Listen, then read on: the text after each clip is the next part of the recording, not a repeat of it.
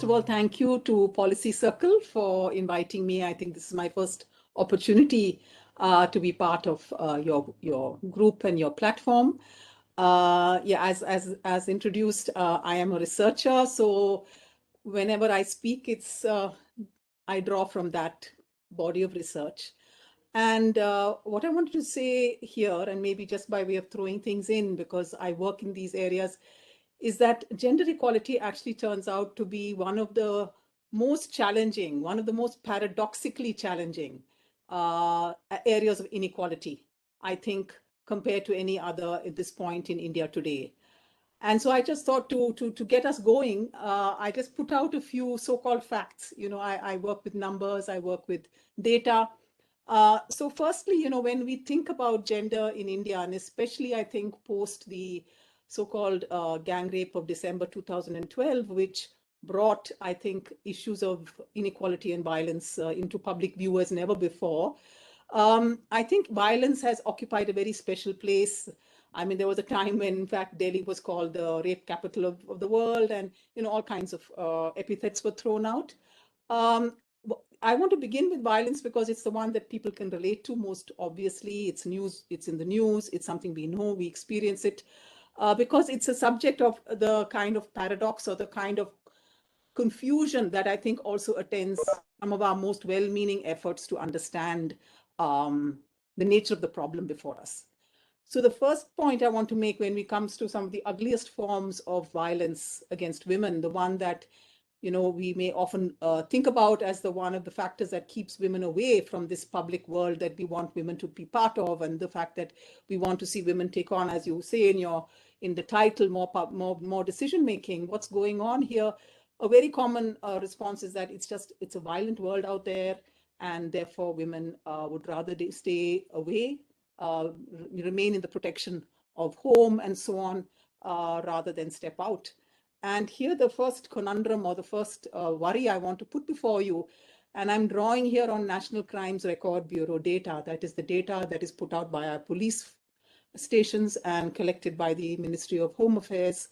And that is that out of 100, if you take 100% as cases of rape in our country, I mean, I could, you know, when I speak, when I'm in a room, I often ask people to just give me a guess as to the, you know, there's a very basic distinction that is made between when the perpetrator is known to the victim or a stranger. So you have stranger rape, you know, the so-called Nirbhaya case was a classic case of stranger rape. And I ask people, what do you think? Do you think there's more cases of stranger rape and more cases of acquaintance rape? And people are actually don't know. To be frank, people don't know. People assume that actually there should be, you know, the biggest danger is out there. It's after dark. It's the empty streets and so on.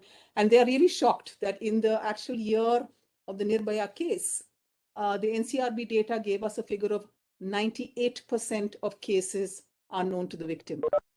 2% are stranger rape. So I begin with this just to get us to realize the extent to which we are probably misinformed or confused when we think about things like violence. Violence, actually everyday violence and other forms of violence are in fact much more common from people we know and trust than from the stranger. And it is one of the aspects of socialization where I think we get things very wrong. You know, we tell our daughters, we tell our sons also how they should behave outside, how they should behave. You know, we tell our daughters not to speak to strangers. We tell them to come home when it's dark. We never tell anyone, please watch out. Watch out from those who you place your trust in. Watch out from those who have power over you. It is workplaces, it is larger families, it is where I have been in the universities. These are spaces where a great deal of violence actually takes place. And the fear of speaking out against those you know is one of the biggest inhibitors to actually enabling women to take their place. So that's the first point I want to make. The second is probably a slightly happier one, which is to say we don't really even seem to recognize where we have made progress. And one of the areas where we have made the most obvious progress is education. From a time, and I'm looking now at higher education, from a time, say at the time of 1950, soon after we became independent, there were about 1 lakh students who were part of colleges and so on, out of whom 10% were women. This figure jumped already by 2000 to 40%. And today it is actually nudging close to parity. We have 48%. If you look at the All India Survey of Higher Education, we have almost 48% of our entire, this includes all manners of undergraduate education. So it's a hugely diverse, heterogeneous group that I'm referring to, from the most, your engineering, IITs, IIMs, all the way to your B.Ed, teaching shops. So it is a very diverse group, but within that, there is a very large number. And it's one of the places, I live in Delhi University, it's one of the places actually where we see very large numbers of women. If we think about it, where do we see women in public life in good number? One of them is our higher education institutions. And even the hallowed sort of engineering colleges and so on managements are seeing change happening. The question, though, and that's where we once again get into paradox and problems, is what happens after? What happens after these women gain? So clearly there's a push, clearly there's an aspiration. Families, the women themselves are stepping, it's a no-no to be at home. The days are long gone when we, worried about girls going to school. Those days are gone. In fact, there are certain areas, certain districts where boys are dropping out more than girls.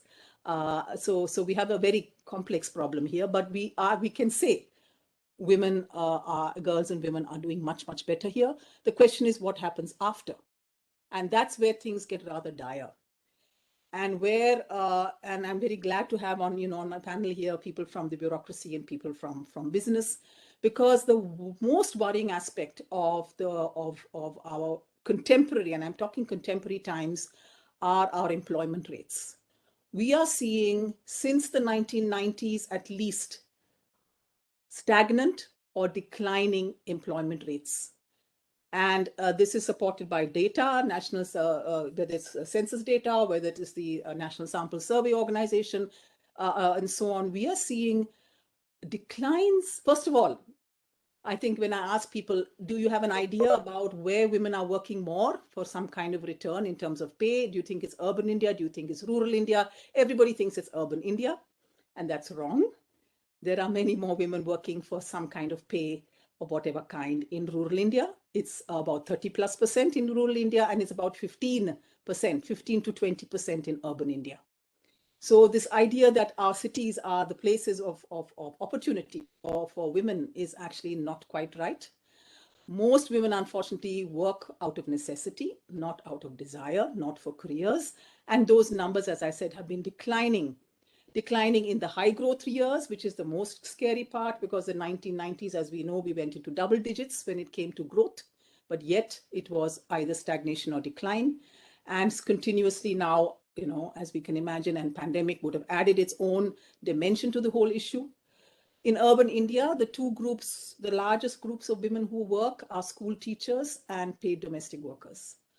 We are a very, very small minority. We barely sort of make any kind of impact in terms of numbers. And we need to ask ourselves, therefore, what combination, because I hear a great deal about the fact that women still occupy a very large part of domestic responsibilities, care of children, elderly, managing the home, and these are enormous, these are huge areas of work. And I get upset when women tell me I don't work, meaning that they don't have a paid job. I get really upset, because in fact the work of the home is enormous. If women were paid, Amartya Sen made this joke that if in fact all women divorced their husbands and were re-employed as housekeepers, we would see a trebling of our GDP. And it needed someone like Amartya Sen to say so. So that's not my point at all. My point is we are seeing a situation where the combination of this idea that women's primary responsibilities must be the home, and these have increased even with having fewer children. Those responsibilities have not gone down. If anything, they have increased, is going hand in hand with, and this I think is not being said enough, the kind of economic policies that we have, the kind of job opportunities, decent work, as the ILO would put it, decent work what kind of decent work is out there, what kind of safety measures are out there that would enable women to actually, because if you ask women, if you look at our, the unemployed, educated unemployed, the figures are very high. They're very high. And if in my research, when I go out into the field and ask women, they all want to have, they want to work. They would like to be able to work. It is not the old story of, oh, I would like to only stay at home.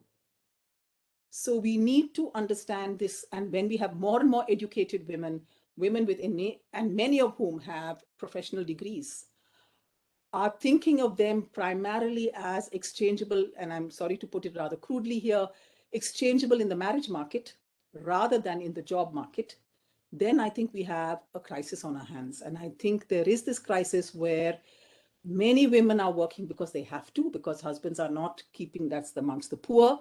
Husbands do not work to hold the family together.